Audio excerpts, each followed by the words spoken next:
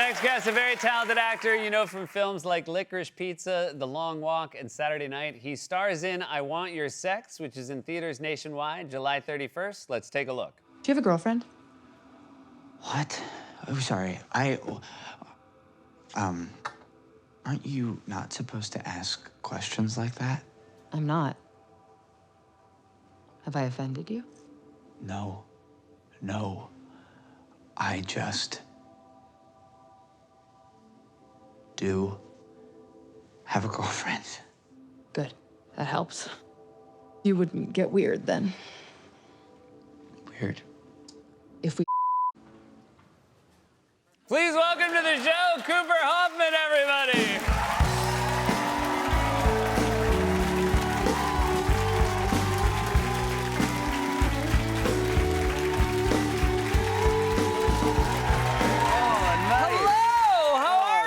This is awesome. It's oh my God. fantastic to have you here. Yeah, I'm so happy to be here. Oh my God. I'm a fan of yours.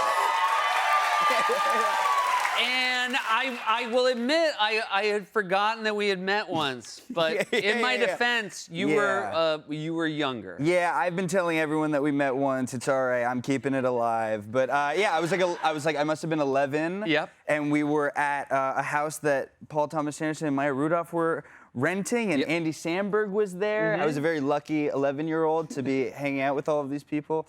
And I met Seth, I'm pretty sure, right before your first taping. Yeah. And I was quite confident 11-year-old because I said, you're gonna do a great job. And I had no idea what late night was at the time, but I was happy that you were doing it. Yeah. Yeah. It's very nice. Looking back, I did not remember it was you, but I'm like, God, there was this one 11-year-old who really... yeah. He was the wind beneath my wings when I got started. Yeah, I was holding it up.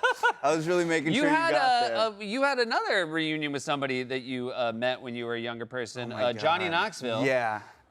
When you were, I guess you're 13 there. Yeah. Interviewed Johnny on the red carpet, and then here you guys are meeting again. Yeah, you know, I was hanging out with the stars as a kid, I Yeah. guess. You know, but I really, it's funny that this is the photo being brought up. I really wanted this job because I got to interview Shaq. Oh, wow. And that's really why I wanted to do it. And That's great. Yeah, I wrote down a bunch of questions to say to him, and they were kind of like, no, we've already pre-wrote the questions for you. I was like, you're not gonna let a 13-year-old write his own question. Right. That's the problem with red carpets. That's the problem with red carpets. That's the problem with this industry, man. Yeah. They're not letting 13-year-olds write their own questions. They're not letting 13-year-olds write their own stuff. Yeah, exactly. This is my favorite. This is obviously based on the title. There's a lot of sex in this movie. Yeah. Olivia Wilde plays an artist, and she hires you, and then she becomes your dominatrix.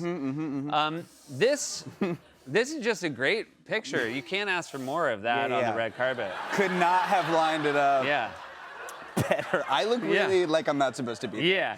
Well, it's also great because I like that the way you're posed. You're like, what if it was like, two of me? What if it was two of me and no Olivia? Yeah. I'm pitching this new movie that I want to do. I'm like, just think about it. Just think about it. Yeah. I've heard you say because of the amount of sex scenes in the movie that you had many like moments on set where you realized what you had gotten yourself into. Like, what were those moments? Well, you kind of like read the script and you're like, all right, I gotta wear like a nurse's outfit that day. I gotta get spanked that day. I got, you know, like, okay. But to be fair, we shot all of that within the first week. Okay. And so you kind of get it all out of the way. That's helpful. Yeah, and by the third day, you're kind of just in your red tights talking to Olivia and, you know, feeling all right about it. How does it feel to see a movie like this with an audience, though? Does that change it? Totally. I remember seeing it when I was like, I saw it with my agent, like just me and him, and that was really nice. I felt really proud, and I was like really happy about it. And then we went to Sundance, and like it was like a packed theater, and I was like, no, this actually should just be canned. Like, we actually shouldn't release this. I don't want it to be here. I was like outside, like calling everyone I knew, being like, hey, this can't air. Like, no. That's great. And did they explain to you that you don't have the right to tell them that? I was like, what do you mean? Yeah. What do you mean? All right, well, let them know. Cooper says we can't put it out. So many people's jobs are like, I'm like, please can it. But people have been liking it. That's so great. Good, yeah. You're a New Yorker. You're a Knicks fan. Congratulations. It's been fine. True. Was it true that you were overseas when the games were happening? Yeah, I was in London. Not for all of them. I was there for like the Cavs series. But It's then rough when the team you love is playing and the start times are rough. you're like at 4 a.m. Yeah. just being like, let's go Knicks. You know, Yeah. like it's just like it's not the way to watch it. And then for Game 5, I was in London for my girlfriend's sister's wedding. That was really beautiful. I was happy to be there, and I was just like watching the game on my phone, just like. Yeah. But you muted enough that you did not distract from anyone's special day. No. It was at the very end of the night. I was in bed alone. Everyone was asleep, and I got to watch the game. Yeah. That was really nice. And that was I your did get true to love. go to Game 3 though, which was nice. You did go to Game 3. Yeah. Game 3 is the one game they lost in like the last 2 months. Yeah, it's the one game that they lost in the. Like basically. Yeah, I'm like, it was really nice. I was happy. Everybody to be there. has been blaming another dude for that, Well, but I is it was- maybe? Well, it was. Is it maybe you, actually- Cooper? Yeah. Everyone's like, wait a second. We thought it was Trump, but it might have been Yeah. Cooper Hoffman. I'll tell you this. No, Trump. nobody- I've heard Trump's definitely put it on you. Yeah. He's tweeting. He's like, Cooper Yeah, jinxed it. Exactly. I'm like, wait, no.